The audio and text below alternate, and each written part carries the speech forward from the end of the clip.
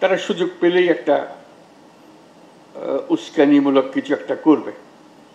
আমরা সব দিকে ঠিক আছি, কিন্তু এই বাইরের থেকে আসতেছে, একটা ক্ষোভ সৃষ্টি করছে, আর একটা হচ্ছে উস্কানি সৃষ্টি করছে। উস্কানিটা এমন নিখুঁতভাবে করে বোঝা যায় না যে এটা উস্কানি।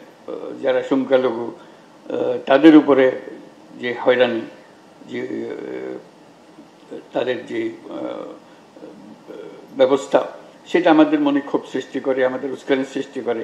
এই দুটোর থেকে আমরা কিভাবে ঘটনাকে স্বীকৃতি দেব কিন্তু তার উস্কানির শিকার হবে না। একটা দলকে, একটা রাজনৈতিক গোষ্ঠীকে আমরা এখান থেকে বিতাড়িত করেছি,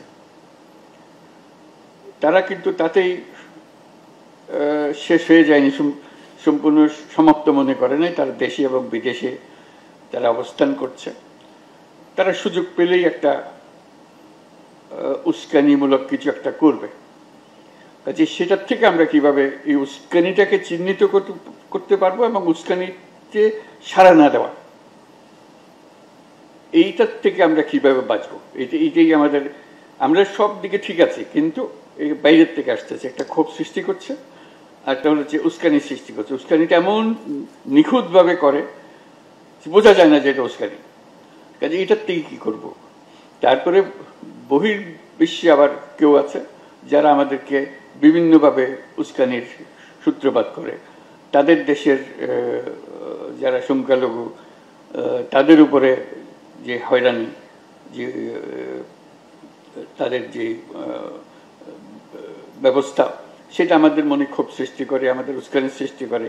এই দুটোর থেকে আমরা কিভাবে ঘটনাকে স্বীকৃতি দেব কিন্তু তার উস্কানির শিকার হবে না, এটা আমরা কিভাবে করতে পারি, এটা আমাদেরকে শিখতে হবে, যাতে করে আমরা এই পরিস্থিতির বারে বারে মোকাবেলা করতে। এটা আমাদের কারণে হচ্ছে না, আমি যেটা উল্লেখ করতে চাচ্ছি, এটা আমাদের কারণে হচ্ছে না, হচ্ছে বাইরের একটা কারণে।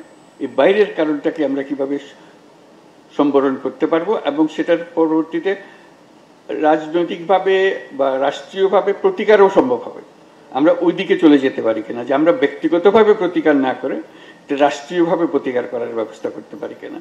সেখানে রাষ্ট্রের ভূমিকা আসবে, যেটা নিশ্চিত করতে পারবে, আপনাদের আশ্বস্ত করতে পারবে যে আমরা এটা হ্যান্ডেল করব, আপনাদের পক্ষ থেকে হ্যান্ডেল করব। এই দুটো জিনিসকে খুব গুরুত্ব দিচ্ছি আমি, যাতে করে আমরা এটা বারে বারে শিকার না হয়। আমাদের নিজের মনের মধ্যে কোনো সমস্যা নেই, আমাদের ধর্মের বাণীর মধ্যে কোনো সমস্যা নেই, কিন্তু বারে বারে আমাদের উপর আঘাত হচ্ছে, সেই আঘাতে আমরা